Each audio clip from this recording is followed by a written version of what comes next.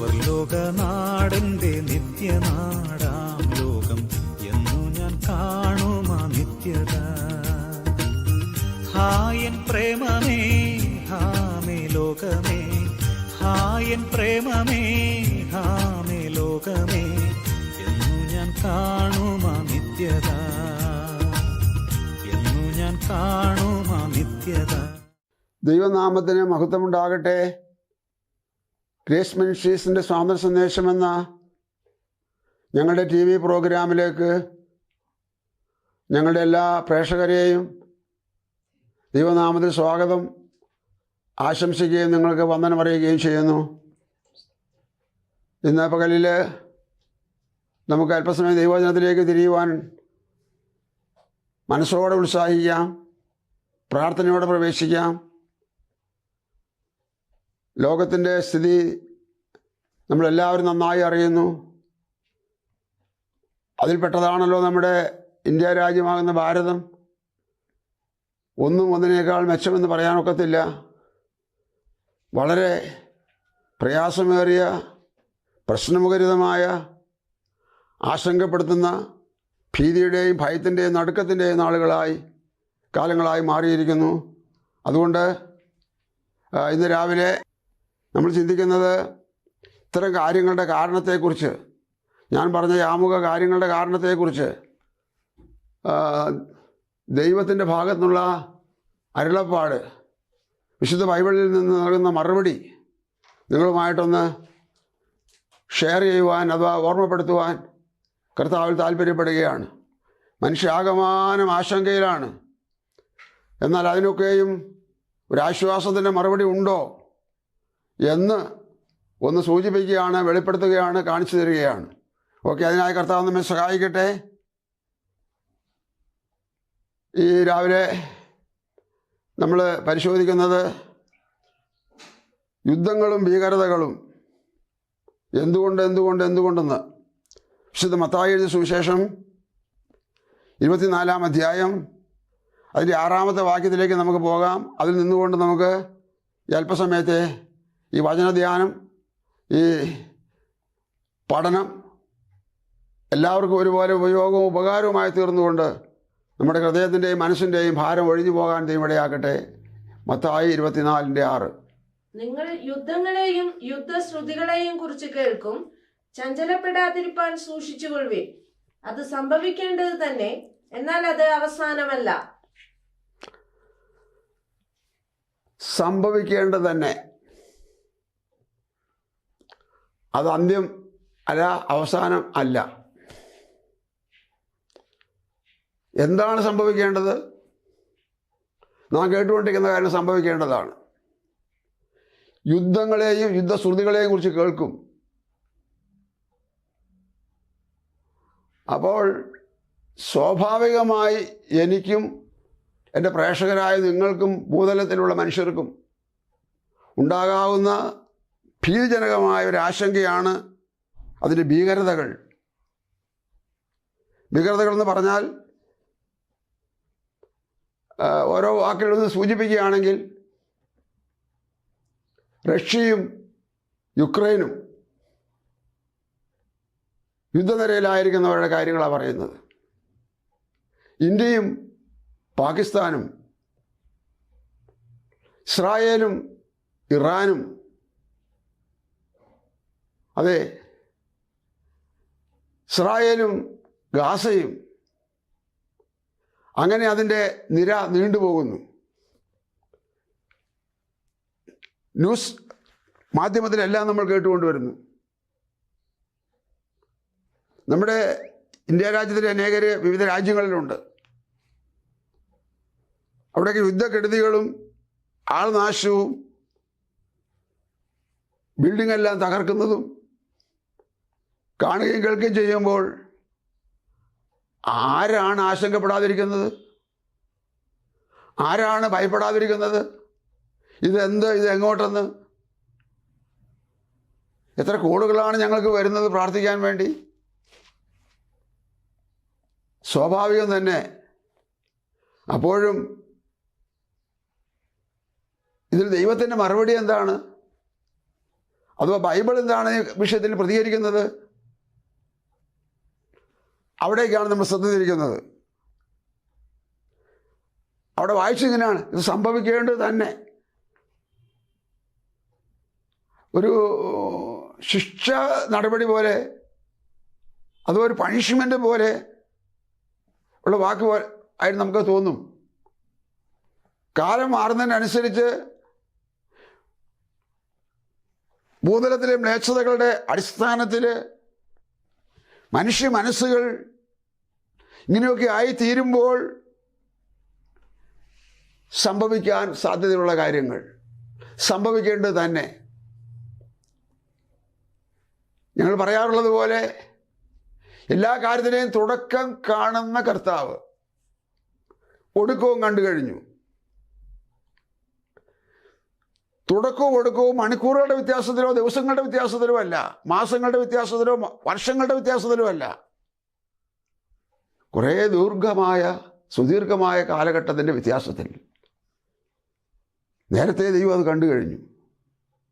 ഈ മനുഷ്യനെ നിയന്ത്രിപ്പാൻ സാധിക്കുന്നില്ല എന്ന് പറഞ്ഞാൽ അവർ വഴങ്ങുന്നില്ല,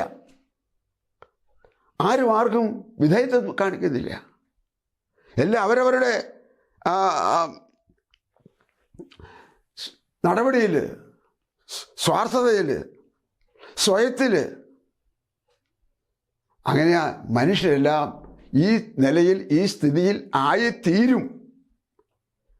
അപ്പോൾ സംഭവിക്കേണ്ടത് തന്നെ എന്ന് യേശു കർത്താവ് പൊതുലോകത്തോടായിട്ടെന്ന പോലെ നേരെ മുഖാമുഖം പറഞ്ഞതാണ് ഈ കാര്യം. അത് പരിശുദ്ധാത്മാവാം ദൈവത്തിൻ്റെ നിയോഗത്താൽ തൻ്റെ ശിഷ്യന്മാരിൽ ഒരാൾ എഴുതിയെന്നേ ഉള്ളൂ. അതാണ് മത്തായി. ആ എഴുത്തിൻ്റെ താല്പര്യം ഞാൻ പറഞ്ഞതുപോലെ ഇതായിരുന്നു. 2000-ലധികം വർഷം മുൻപാണ് യേശു ഇത് തൻ്റെ ശിഷ്യന്മാരോട് അരുളി ചെയ്തത്. ഇവരുടെ ചോദ്യത്തിന് നൽകിയ മുന്നറിയിപ്പായിരുന്നു അത്. എന്നാൽ ഇത് അവസാനമല്ല എന്ന് യേശു പറഞ്ഞിട്ടുണ്ട്. എന്തുകൊണ്ട് സംഭവിക്കണം? എന്തുകൊണ്ട്? ആ ഒരു ദൈവശബ്ദത്തിൻ്റെ അരുളപ്പാട് വായിച്ചു കേൾപ്പിക്കാം. യെശയ്യാപ്രവചനം 24-6 വാക്യം. അതുകൊണ്ട് ഭൂമി ശാപഗ്രസ്തമായി അതിൽ പാർക്കുന്നവർ ശിക്ഷ അനുഭവിക്കുന്നു. അതുകൊണ്ട് ഭൂവാസികൾ ദഹിച്ചുപോയി ചുരുക്കം പേർ മാത്രം ശേഷിച്ചിരിക്കുന്നു. അതുകൊണ്ട് എന്ന് 2 പ്രാവശ്യം പറയുന്നു. എന്താണ് അതുകൊണ്ടെന്ന് പറഞ്ഞതിന്റെ കാര്യം? 5-ാം വാക്യം. ഭൂമിയിലെ ഉന്നതന്മാർ ക്ഷീണിച്ചു പോകുന്നു. ഭൂമി അതിലെ നിവാസികളാൽ മലിനമായിരിക്കുന്നു. അവർ പ്രമാണങ്ങളെ ലംഘിച്ച് ചട്ടത്തെ മറിച്ച് നിത്യനിയമത്തിന് ഭംഗം വരുത്തിയിരിക്കുന്നു. ഇതാണ് കാരണം. ഉന്നതന്മാർ എന്ന് പറഞ്ഞാൽ ഭരണസാരഥികൾ, മഹാന്മാർ എന്ന് പറഞ്ഞാൽ ലോകത്തിലെ വളരെ ഉയർന്ന നിലയിലുള്ള ഉദ്യോഗസ്ഥരായി ഇവരൊക്കെ ക്ഷീണിച്ചു, ഇവരൊക്കെ മടുത്തു. ഭൂമി മനുഷ്യൻ്റെ അകൃത്യഭാരം താങ്ങാൻ കഴിയാതെ വണ്ണം അതിലോഡായിരിക്കുന്നു, അവർക്ക് അതിഭാരമായിരിക്കുന്നു. അതുകൊണ്ട് ഇന്ന് ഞാൻ ഈ എപ്പിസോഡ് നിങ്ങളുടെ മുമ്പാകെ കൊണ്ടുവരുന്നത് പല തരത്തിലുള്ള വിഭാഗത്തിലുള്ള ആൾക്കാരുമായി എനിക്ക് സമ്പർക്കമുള്ളത് കൊണ്ട്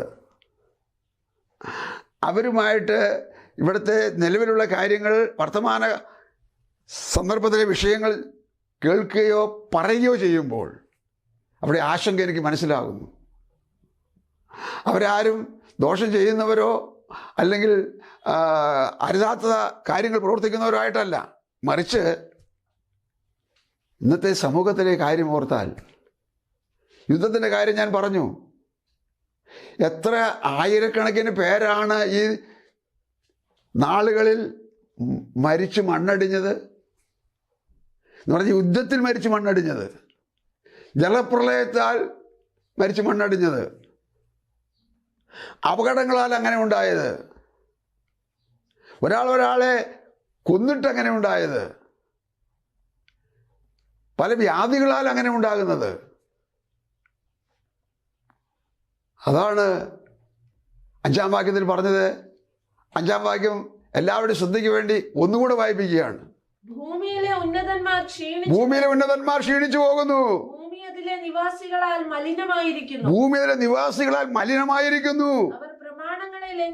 അവർ ദൈവപ്രമാണത്തെ ലംഘിച്ചു, ദൈവത്തിന്റെ ചട്ടങ്ങളെ മറിച്ചു, ദൈവത്തിന്റെ നിത്യനിയമത്തിന് ഭംഗം വരുത്തിയിരിക്കുന്നു. അടുത്ത വാക്ക് അതുകൊണ്ട് മതി. അതുകൊണ്ട് കണ്ടോ, ഞാനോ എന്നെ പോലെയുള്ള ആരെങ്കിലുമോ നമ്മുടെ ചിന്തയിലേക്ക് ശ്രദ്ധയിലേക്ക് വെളിപ്പെടുത്തുന്നെങ്കിൽ, സംസാരിക്കുന്നെങ്കിൽ, പ്രഭാഷണം നടത്തുന്നെങ്കിൽ ഓർക്കുക, ഈ ലോകത്തോടുള്ള ദൈവത്തിന്റെ സ്നേഹത്തിന്റെ പ്രതിധ്വനിയായിട്ട്, ലോകത്തോടുള്ള ദൈവത്തിന്റെ കരുണയുടെ ഭാഗമായിട്ട് ഇതിന്റെ കാരണം ജനത്തെ അറിയിക്കുകയാണ്, ബോധ്യപ്പെടുത്തുകയാണ്. അതുകൊണ്ട് ഇത് സംഭവിക്കേണ്ടത് തന്നെ. കാരണം അത് മനുഷ്യൻ ഇങ്ങനെ ആയിപ്പോയി. ദൈവം ലോകത്തോട് ഇടപെടുന്നത് മനുഷ്യർക്ക് ബോധ്യം വരുത്തുന്ന വിധങ്ങൾ അറിയാമോ? നിങ്ങൾക്ക് എത്രത്തോളം അറിയാമെന്ന് എനിക്കറിഞ്ഞുകൂടാ. എനിക്കറിയാവുന്ന നിങ്ങളോട് പറയാം. എനിക്കറിയാവുന്നതെന്ന് പറഞ്ഞാൽ എൻ്റെ ആശയങ്ങളല്ല, അഭിപ്രായമല്ല, കണ്ടെത്തലല്ല, എനിക്ക് തോന്നിയതുമല്ല. ദൈവവചനത്തിൽ കൂടെ, സംഭവങ്ങളിൽ കൂടെ കണ്ടുകൊണ്ടിരിക്കുന്നത്, കേട്ടുകൊണ്ടിരിക്കുന്നത്, അഭിമുഖീകരിച്ചുകൊണ്ടിരിക്കുന്നത്. ഓക്കെ, അപ്പോൾ ദൈവം ഇടപെടുന്നത് ഒന്ന്, മനുഷ്യൻ്റെ മനസ്സാക്ഷിയിൽ കൂടെ ദൈവത്തെക്കുറിച്ചും അവരുടെ ജീവിതത്തിലെ പെശകുകളെക്കുറിച്ചും സംസാരിച്ചുകൊണ്ടിരിക്കുന്നു. 2, സന്ദേശങ്ങളിൽ കൂടെ. സന്ദേശങ്ങൾ എന്ന് പറഞ്ഞാൽ വചനത്തിൽ കൂടെ, വിവിധ മാധ്യമങ്ങൾ വഴിയായി,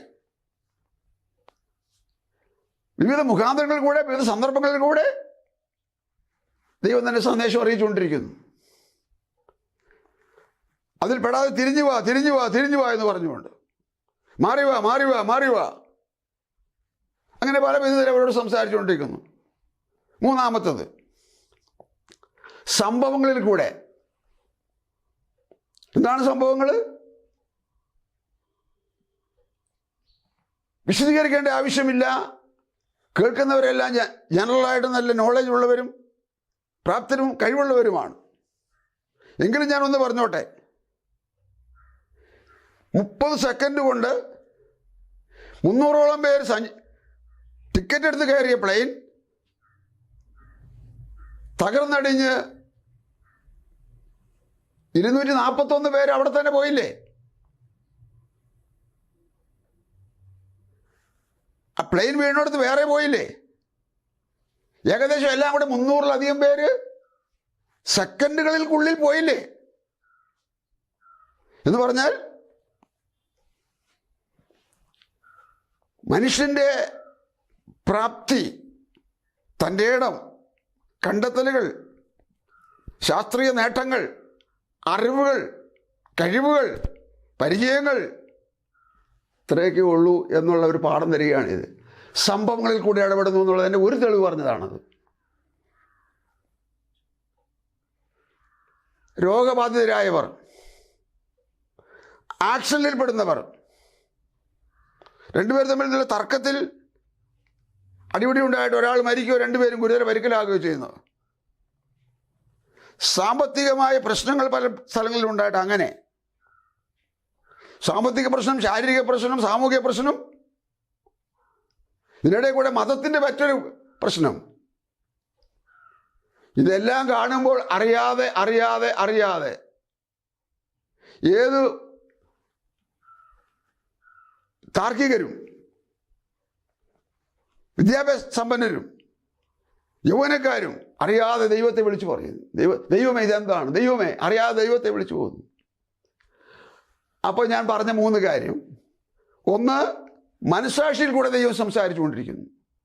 2, അത് വിട്ട് കടന്നു പോകുന്ന മനുഷ്യരോട് സന്ദേശങ്ങളിലൂടെ സംസാരിക്കുന്നു. 3, സംഭവങ്ങളിൽ കൂടെ സംസാരിക്കുന്നു. എന്നിട്ടും ഇത്രയെല്ലാം കണ്ടിട്ടും കേട്ടിട്ടും വീട്ടിലും നാട്ടിലും അയൽവക്കത്തും ബന്ധുക്കളുടെ ഇടയിലും ഇങ്ങനെയൊക്കെ അനർത്ഥങ്ങൾ, അപകടങ്ങൾ, അത്യാഹിതങ്ങൾ, ഒത്തിരി പ്രതിസന്ധികൾ ഉണ്ടായിട്ടും സത്യമായ പങ്കിലേക്ക് തിരിഞ്ഞൊന്ന് പ്രാർത്ഥിക്കുവാൻ, അപേക്ഷിക്കുവാൻ, ദുശ്ശീലങ്ങളും ദുസ്വഭാവങ്ങളും അങ്ങനെ പ്രാകൃതമായ ഒട്ടനവധി തിന്മകളും വിട്ടുമാറാൻ മനസ്സില്ലാതെ പിന്നെയും അതിൽ തന്നെ തുടരുന്നു. പറഞ്ഞ കാര്യം യുദ്ധങ്ങളെയും യുദ്ധസൂതുകളെയും കുറിച്ച് കേൾക്കും. നിങ്ങൾ ചഞ്ചലപ്പെടാതിരിപ്പാൻ. അടുത്ത സുവിശേഷമായ മർക്കോസ് എന്ന സുവിശേഷത്തിൽ എഴുതിയിട്ടുണ്ട്, ഭ്രമിച്ചു പോകാതിരിപ്പാൻ. ഇനി ഞാൻ വളരെ വിനയത്തോടെ ഒരു കാര്യം പറയട്ടെ. ഇതെല്ലാം കേൾക്കുകയും കാണുകയും ചെയ്യുമ്പോൾ എനിക്കോ എൻ്റെ കൂടെ എൻ്റെ കുടുംബത്തിനോ എൻ്റെ കൂടെ പ്രാർത്ഥനയ്ക്കും ആത്മീയ കാര്യങ്ങൾക്കും സഹകരിക്കുന്നവർക്കോ ആശങ്കയില്ല. ഇല്ല. എന്തു കാരണം കൊണ്ടില്ല? Praise the Lord. ഞങ്ങളിത് മുന്നമേ മനസ്സിലാകാനിടയായിട്ടുണ്ട്. ഞങ്ങൾ കുടുംബപരമായി തറവാടുപരമായി ഭക്തന്മാരായിരുന്നത് കൊണ്ടല്ല, അഥവാ ആത്മീകരായിരുന്നത് കൊണ്ടല്ല, പുണ്യവാളന്മാരായിരുന്നത് കൊണ്ടല്ല. പിന്നെ എങ്ങനെയാണത്? അവിടെയാണ് കാര്യം. ഞങ്ങളിൽ ചിലർ, അഥവാ ഞാൻ ഉൾപ്പെടെയുള്ള പലര് സത്യത്തെ തേടി ഒരന്വേഷണത്തിൻ്റെ മനസ്സുള്ളവരായിരുന്നു ഞങ്ങൾ. Praise the Lord. ഞങ്ങൾ ദൈവത്തെ മുൻനിർത്തിയാണ് ഞാനിത് പറയുന്നത്. ഞങ്ങൾ തേടി അന്വേഷിച്ചു. കുഞ്ഞു പ്രായം മുതൽ ദൈവവിശ്വാസം എന്നൊരു 2 വാക്ക് എൻ്റെ മനസ്സിലുണ്ടായിരുന്നു, എൻ്റെ കുടുംബത്തിലുണ്ടായിരുന്നു. ആ വിശ്വാസം വളർന്ന് ഇതിനെല്ലാം ഒരു കാരണമുണ്ടെന്നും ആ കാരണത്തിൻ്റെ യഥാർത്ഥ നിലയറിയാൻ അഖിലാണ്ടഘടാകമായ പരമകാരുണ്യനായ സ്നേഹവാനായ ദൈവത്തിലേക്ക് നോക്കാനും പ്രചോദനം ലഭിച്ചു. അങ്ങനെയാണ് ഞങ്ങൾ പലരും ഇത് കണ്ടെത്തിയപ്പോൾ ഞങ്ങളുടെ ആശങ്ക പോയി. ഇപ്പോൾ കാണുന്ന യുദ്ധം, അഥവാ ആൾനാശങ്ങൾ, ഇപ്രകാരമുള്ള കോളിളക്കങ്ങൾ, ഭരണ പ്രതിസന്ധികൾ, ഉന്നതന്മാർ ക്ഷീണിച്ചു പോകുന്ന വായിച്ചു കേട്ടല്ലോ. ആ ഉന്നതന്മാരെന്ന് പറയുന്ന ഭരണാധികാരികളെ ഞങ്ങൾ ബഹുമാന പുരസ്സരം ഇന്ത്യ രാജ്യത്തിൽ മാത്രമല്ല മറ്റ് രാജ്യങ്ങളിലുള്ളവരെയും ആദരവോടെ കാണുന്നു. ഞങ്ങൾ അവർക്കായി പ്രാർത്ഥിക്കുന്നു. ആ കാര്യം പിന്നെ പറയാം, പ്രാർത്ഥിക്കുന്ന കാര്യം പിന്നെ പറയാം. അവരിൽ ആരെങ്കിലും വളരെ ദുഷ്ടതയുള്ള കഠിനന്മാരായതുകൊണ്ടാണ് എന്ന് ഞങ്ങൾക്ക് വിശ്വാസമില്ല. അവർ രാജ്യത്തിന് സമാധാനമാണ് ആഗ്രഹിക്കുന്നത്. അവരതിൻ്റെ അഭിവൃദ്ധിയും വിശാലതയും വികസനവുമാണ് ആഗ്രഹിക്കുന്നത്. അത് രാഷ്ട്രീയ ബേസിൽ കൂടെ പറയുമ്പോൾ വേറെ പലതും പറയാൻ കാണും. അതല്ല ഞാൻ പറഞ്ഞത്. നിഷ്പക്ഷമായി ഒന്നിനെയും പ്രത്യേകം താങ്ങാത്ത വിധത്തിൽ അവരും എന്നെപ്പോലെ ചോരയും നീരുള്ള മനുഷ്യനാണെന്ന് അറിയുമ്പോൾ അവർ മടുത്തു.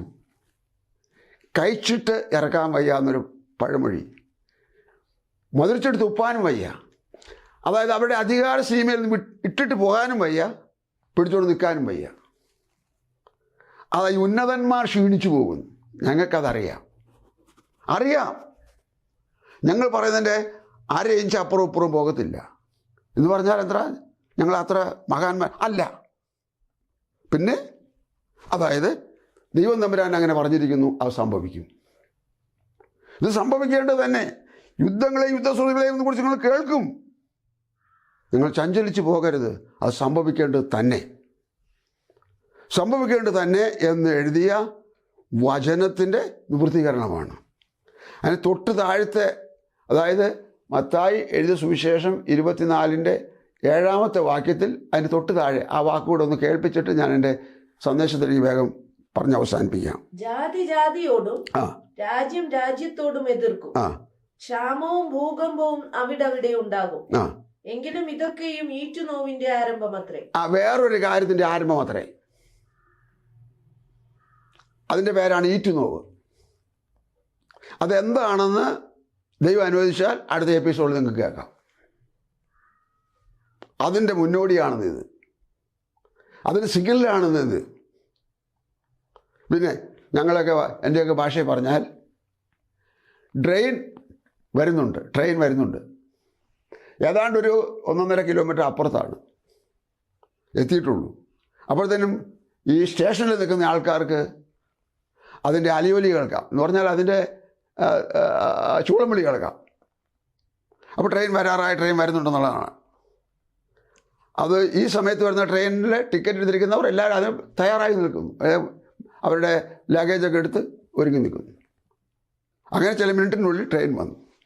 അപ്പോൾ ട്രെയിൻ വരുന്നു എന്ന് കേട്ടപ്പോഴത്തേനും ട്രെയിൻ വന്നിട്ടില്ല. ട്രെയിൻ വരും, ചൂളം വിളി. ഈറ്റുനോവിൻ്റെ എന്ന് പറയുന്ന സംഭവത്തിൻ്റെ സിഗ്നലുകളാണിതെല്ലാം, അടയാളങ്ങളാണ്, ദൃശ്യങ്ങളാണ്, അതിൻ്റെ സാധ്യതയുടെ മുന്നറിയിപ്പാണ്. അതുകൊണ്ട് യുദ്ധങ്ങളും ഭീകരതകളും കാണുകയോ കേൾക്കുകയോ ചെയ്യുമ്പോൾ നിങ്ങൾക്ക് തിരിഞ്ഞു നോക്കാനുള്ള ഒരിടം ഞാനിതിൽ കൂടെ പറയുന്നത് ദൈവമുഖത്തേക്ക് നോക്കുക. പ്രസ്റ്റീജിന് ഒത്തില്ലെങ്കിലും, വിദ്യാഭ്യാസത്തിന് ചേരുന്നില്ലെങ്കിലും, ശാസ്ത്രത്തിന് അത് ഒക്കുന്നില്ലെങ്കിലും നോക്കാനൊരു സ്ഥലമേ ഉള്ളൂ, ദൈവമുഖത്തേക്കാണത്. ദൈവമുഖത്തേക്ക് നോക്കുക. ദൈവമുഖത്തേക്ക് നോക്കുമ്പോൾ നിങ്ങളുടെ മനസ്സാക്ഷി പറയും, ആ ബൈബിൾ ഒന്നെടുത്ത് വായിച്ചു നോക്കൂ. ബൈബിള് ഒരു സമൂഹത്തിൻ്റെ അല്ല, ഗ്രൂപ്പിൻ്റെ അല്ല, മതത്തിൻ്റെ അല്ല, അങ്ങനെയുള്ള ഏതെങ്കിലും പ്രസ്ഥാനങ്ങളുടെ അല്ല, ദൈവത്തിൻ്റെതാണ്. അത് മനുഷ്യർക്ക് വേണ്ടിയുള്ളതാണ്. താങ്കളൊരു മനുഷ്യനാണോ? എടുത്ത് വായിക്കാം. സംശയമുണ്ടോ? ഞങ്ങളെപ്പോലുള്ളവർ ആ ദേശത്തൊക്കെ ഉണ്ടാവും. ഇല്ലെങ്കിൽ എൻ്റെ TV-യുടെ അടിവശത്ത് ഞാൻ കാണിക്കുന്നുണ്ട്, അത് നിങ്ങൾക്ക് എന്നെ വിളിച്ച് ചോദിക്കാം. നമ്പർ കാണിക്കുന്നുണ്ട്. എന്തൊക്കെ ഞാൻ എന്നെ നിങ്ങളെ സഹകരിക്കാമെന്ന് കാണിക്കുന്നുണ്ട്. വായിക്കാം. അപ്പോൾ ഞാൻ ആ ഭാഗം വിടട്ടെ. ഒരു വേദഭാഗം കൂടെ വേഗം വായിച്ച് അവസാനിപ്പിക്കാം നമുക്ക്. അത് വായിക്കേണ്ടത് 2 തിമോഥെയോസിൻ്റെ ലേഖനം 3-ാം അധ്യായം 1 മുതൽ 5 വരെ സ്ലോ ആയിട്ട് പതുക്കെ വായിച്ചാൽ മതി. അന്ത്യകാലത്ത് ദുർഘട സമയങ്ങൾ വരും എന്നറിയുക. മനുഷ്യർ സ്വസ്നേഹികളും. അന്ത്യകാലത്ത് ഒരു കാര്യം ഉണ്ടാകും എന്ന് നേരത്തെ അറിയുക. മനുഷ്യനെ പറ്റി പറയാണ്. മനുഷ്യനെ പറ്റി പറയുമ്പോൾ അഡ്വാൻസ് പറയട്ടെ. മനുഷ്യൻ്റെ ഹൃദയത്തെ മുഴുവനും, ആലോചനകളെ, ചിന്തകളെ, വിചാരങ്ങളെ, വികാരങ്ങളെ മുഴുവനും സ്കാൻ ചെയ്ത് പിടിച്ചു. ദൈവത്തിൻ്റെ സ്കാൻ ചെയ്ത് പിടിച്ച് പറഞ്ഞു. ഒന്നുകൂടി വായിച്ചാട്ടെ സിസ്റ്ററെ. മനുഷ്യർ സ്വസ്നേഹികളും, ദ്രവ്യാഗ്രഹികളും, വമ്പ് പറയുന്നവരും, അഹങ്കാരികളും, ദൂഷകന്മാരും, അമ്മയപ്പന്മാരെ അനുസരിക്കാത്തവരും, നന്ദി കെട്ടവരും, അശുദ്ധരും, വാത്സല്യമില്ലാത്തവരും, ഇണങ്ങാത്തവരും, ഏഷണിക്കാരും, അജിതേന്ദ്രിയന്മാരും, ഉഗ്രന്മാരും, സൽഗുണദ്വേഷികളും, ദ്രോഹികളും, ധാർഷ്ട്യക്കാരും, നിഗളികളുമായി ദൈവപ്രിയമില്ലാതെ ഭോഗപ്രിയരായി ഭക്തിയുടെ വേഷം ധരിച്ച് അതിന്റെ ശക്തി ത്യജിക്കുന്നവരുമായിരിക്കും. മനുഷ്യനെ സ്കാൻ ചെയ്ത് നോക്കിയ ഫിലിമിൽ ദൈവം തമ്പുരാൻ കണ്ടുപിടിച്ച ഇതാണ് 18 കൂട്ടം കാര്യങ്ങൾ. നിങ്ങൾക്കും വായിച്ചു നോക്കാന്നേ. 18 കൂട്ടം കാര്യം കണ്ടുപിടിച്ചിട്ട് പറഞ്ഞു 2 ചാർജ്. സ്വതന്ത്രം. അതിലൊന്ന്, അവർക്ക് ദൈവപ്രിയമില്ല. ദൈവപ്രിയമില്ലെന്ന് ദൈവവിശ്വാസവും ഇല്ല, ദൈവാശ്രയവും ഇല്ല, ദൈവത്തിലുള്ള പ്രതീക്ഷയോ പ്രത്യാശയോ ഇങ്ങനെയൊക്കെ ഉണ്ടോയെന്നോ ആ വിധ ചിന്തകളൊന്നുമില്ല. വേറൊരു കാര്യം പറഞ്ഞു, ദൈവപ്രിയമില്ലാതെ ഭോഗപ്രിയരായി. ഭോഗത്തിൻ്റെ വിവിധ ഘടകങ്ങളുണ്ട്, ഭാഗങ്ങളുണ്ട്. ഞാനത് പറഞ്ഞ് നീട്ടിക്കൊണ്ട് പോകുന്നില്ല. എല്ലാവർക്കും അറിയാവുന്ന ഭോഗം എന്ന് പറഞ്ഞാൽ സ്വോത്രം ആകട്ടെ. അപ്പോൾ ഭോഗവും മോഹവും, കർണശീൽ മോഹം, ശരീരത്തിൻ്റെ ഉന്മേഷത്തിലും ഇച്ഛകളിലും ഉല്ലാസങ്ങളിലും ഭോഗം. എന്നിട്ടോ ദൈവപ്രിയമില്ല. അപ്പോൾ തന്നെ വേറൊരു വസ്ത്രം ധരിച്ചിട്ടുണ്ട്. ആ ധരിച്ച വസ്ത്രം 5-ാം വാക്യം ഒന്നുകൂടെ വായിക്കണം. ഭക്തിയുടെ വേഷം ധരിച്ച് അതിന്റെ ശക്തി ത്യജിക്കുന്നവരുമായിരിക്കും. ഭക്തിയുടെ വേഷം അവർക്കുണ്ട്. അതിന് നിലവാരമില്ല. ഈ വേഷമൊന്നും തമ്മിൽ തമ്മിൽ ചേഞ്ച് ചെയ്യാൻ കഴിഞ്ഞാലും ദൈവത്തിന് മുമ്പാകെ ഏതുമില്ല.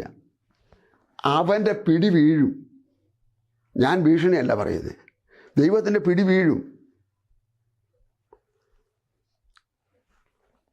വേഷഭക്തിയുള്ളവനായി ദൈവപ്രിയമില്ലാതെ ഈ അഭിനയം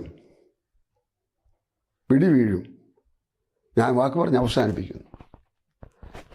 ഒറ്റ വാചകത്തിൽ എൻ്റെ വ്യക്തിപരമായ കണ്ടെത്തലിൽ ഏറി വന്നാൽ 80 വയസ്സ് വരെ ജീവിക്കാം. അതിൽ ആദ്യത്തെ 10 വർഷം എട്ടും പൊട്ടും അറിയത്തില്ല. ഒടുവിലത്തെ 20 വർഷം ഒന്നിനും പറ്റത്തുമില്ല. അപ്പോൾ 20, 10, 30 പോയാൽ 80 വയസ്സ് വരെ കിട്ടിയാൽ 50 വർഷം ഇവിടെ അടിച്ചു പൊളിച്ച് കഴിയാം എന്നിരിക്കട്ടെ. അപ്പോൾ ഒരു കാര്യമുണ്ടല്ലോ,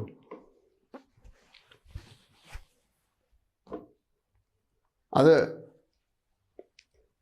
അക്കമില്ലാത്ത മനുഷ്യൻ്റെ വാക്കുകൾക്കും കണക്ക് പുസ്തകത്തിനും അക്കമില്ലാത്ത നാളുകളാകുന്ന നരകത്തിലേക്കുള്ള യാത്രയല്ലേ. എന്നാൽ ഈ 50 വർഷം ഇത്തിരി ത്യാഗവും സഹനവും സഹിച്ച് സൃഷ്ടികർത്താവായ തമ്പുരാനുമായിട്ട് ദൈവവുമായിട്ട് ഒരു ബന്ധമൊക്കെ സ്ഥാപിച്ച് മുന്നോട്ടങ്ങ് പോവുകയാണെങ്കിൽ ഈ വല്ലാത്ത ഭീകരതയാകുന്ന കഠിന അഗ്നിതടാകമായ നരകത്തിൽ നിന്ന് പോരാൻ പാടില്ലേ? ആരെ നോക്കി നിൽക്കുന്നേ? അപ്പനോ അമ്മയോ ബന്ധുക്കളോ അധികാരമോ പണമോ പ്രതാപമോ സൗന്ദര്യമോ ആരോഗ്യമോ എന്തു തന്നെ ആയാലും സെമിട്രി വരെയുള്ള കച്ചവട നമ്മുടെ കയ്യിലുള്ളത്, സെമിട്രി വരെയുള്ള ഉല്ലാസം നമ്മുടെ കയ്യിലുള്ളത്. എന്നാൽ എന്നെ പോലുള്ള പാവം പിടിച്ചവർക്ക് സെമിട്രി വരെ എന്നാ പണ്ടാറായാലും വേണ്ടില്ല, അതതിൻ്റെ വഴിക്ക് പോകട്ടെ. പട്ടിണിയെങ്കിൽ പട്ടിണി, രോഗമെങ്കിൽ രോഗം, കടമെങ്കിൽ കടഭാരം ആകട്ടെ. സെമിട്രിക്ക് അപ്പുറം ഒരു നല്ല കാലം ഉണ്ടല്ലോ, നല്ല നാളുണ്ടല്ലോ. അത് എൻ്റെ നാക്കുകൊണ്ടും വാക്കുകൊണ്ടും പറഞ്ഞാൽ തീരുന്ന നാളുകളല്ലല്ലോ. അത് അതിൻ്റെ നീളവും അതിൻ്റെ വിശാലതയും വിസ്തീർണം അത്രയും അല്ലല്ലോ എന്ന് ഭാവത്തിൽ സെമിട്രിക്ക് അപ്പുറമുള്ള കാര്യമാണ് ഞങ്ങൾ പിടിച്ചു വച്ചിരിക്കുന്നത്. അതുകൊണ്ട് ഞങ്ങൾ നിങ്ങളോട് ഇത് പങ്കുവയ്ക്കുകയാണ്. കർത്താവ് നിങ്ങൾക്ക് ഈ കാര്യത്തെക്കുറിച്ച് ബോധം നൽകട്ടെ. ഞാൻ പറഞ്ഞ് അവസാനിപ്പിക്കട്ടെ. ഓർക്കുക, എന്താണ് ഞാൻ പറഞ്ഞത്? യുദ്ധങ്ങളെയും യുദ്ധശ്രുതികളെയും കുറിച്ച് കേൾക്കും, നിങ്ങൾ ചഞ്ചലപ്പെടാതിരിക്കും. അത് സംഭവിക്കേണ്ടത് തന്നെ എന്ന് തമ്പുരാൻ പറഞ്ഞിരിക്കുമ്പോൾ ഇവിടെ ആരെല്ലാം കോംപ്രമൈസ് നടത്തിയാലും സീറോ ഫലം. കേരളത്തിൻ്റെ പോയിട്ട് ഒരു ജില്ലയുടെ, കോഴിക്കോട് ജില്ലയുടെ അത്ര വലിപ്പമില്ലാത്ത ഇസ്രായേലിനെ ലോകരാഷ്ട്രങ്ങൾക്കൊക്കെ പേടിയാണ്. അതിൻ്റെ കാര്യമൊക്കെ പറയാൻ സമയം പോരാ. അത് നേരത്തെ ഞാൻ ഒരിക്കൽ പറഞ്ഞു വിട്ടിട്ടുണ്ട്. പേടിയാണ്. കാരണം എന്താ? ഇത്രേ സംഭവമുള്ളൂ. അവനെ നിയന്ത്രിക്കുന്നത് ദൈവമാണ്. ഈ ജനത്തോട് അവർ ചെയ്തതിനെല്ലാം പ്രതികാരം ചെയ്യേണ്ട ഉത്തരവാദിത്വം ദൈവത്തിനുള്ളതുകൊണ്ട് ഇസ്രായേലിനെ കൊണ്ട് ചെയ്യിപ്പിച്ചുകൊണ്ടിരിക്കുക. ഞാൻ ഇസ്രായേലിന് അനുകൂലമല്ല എന്ന് വിചാരിക്കുകയും വേണം. ഞാൻ ഇസ്രായേൽക്കാരനും അല്ല. അപ്പോൾ ഇസ്രായേലിൻ്റെ ഈ യുദ്ധത്തിൻ്റെ കെടുതികളും ഈ നാശനഷ്ടങ്ങളും എല്ലാം വരുത്തി വെക്കുന്നതിൻ്റെ പുറകിൽ ദൈവത്തിൻ്റെ കോപാഗ്നി ഉണ്ട് എന്ന് പറഞ്ഞു. ഇസ്രായേലിനെ കൊണ്ട് ചെയ്യിപ്പിക്കുന്നതേ ഉള്ളൂ. ശരി, പ്രാർത്ഥിക്കാം. സ്വർഗീയ പിതാവേ, യേശുവിൻ നാമത്തിൽ യുദ്ധങ്ങളെയും യുദ്ധശ്രുതികളെയും കുറിച്ചുള്ള ഭീകരതകളെ ഓർമ്മപ്പെടുത്തുവാൻ ഈ പകൽ ഒരു സമയം അനുവദിച്ചതിനായി നന്ദി. തിരുവെഴുത്തിൻ്റെ അടിസ്ഥാനത്തിൽ നിന്നുകൊണ്ട് കർത്താവ് പറഞ്ഞിരിക്കുന്ന വാക്കുകളെ വീണ്ടും ഒരിക്കൽ കൂടെ ഓർമ്മിപ്പിച്ചുകൊണ്ട് അങ്ങയുടെ കയ്യിലെ ഒരു ശബ്ദമായി, ഒരു മാധ്യമമായി ഇത്രയും സമയം നിൽപ്പാനിടയാക്കിയതിനായി സ്തോത്രം ചെയ്യുന്നു. കർത്താവിൻ്റെ കരങ്ങളിൽ ഈ കേട്ട ജനത്തെ മുഴുവൻ പേരെയും പരിമേൽപ്പിക്കുന്നു. അവരുടെ ഏത് പ്രശ്നമായാലും ദൈവമുഖത്തേക്ക് നോക്കിയാൽ അതിന് പ്രതിവിധി ഉണ്ടെന്ന് നീ അവരെ ഓർമ്മപ്പെടുത്തുമാറാകണമേ. കർത്താവിലേക്ക് അവരെ ആകർഷിക്കണമേ, തിരിക്കണമേ. നിത്യനരകത്തിൽ നിന്ന്, നിത്യനാശത്തിൽ നിന്ന്, നിത്യ അഗ്നിയിൽ നിന്ന് ദൈവരാജ്യത്തിലേക്ക്, ദൈവഭാഗത്തേക്ക് അവരെ കൊണ്ടുവരണമെന്ന് പ്രാർത്ഥിക്കുന്നു. പ്രാർത്ഥന കേട്ടതിനായ സ്തോത്രം. വീണ്ടും വരുന്ന വിശുദ്ധന്മാരെ ചേർക്കാൻ വേഗം വരുന്ന യേശു ക്രിസ്തുവിൻ ധന്യമായ നാമത്തിൽ തന്നെ. ആമേൻ.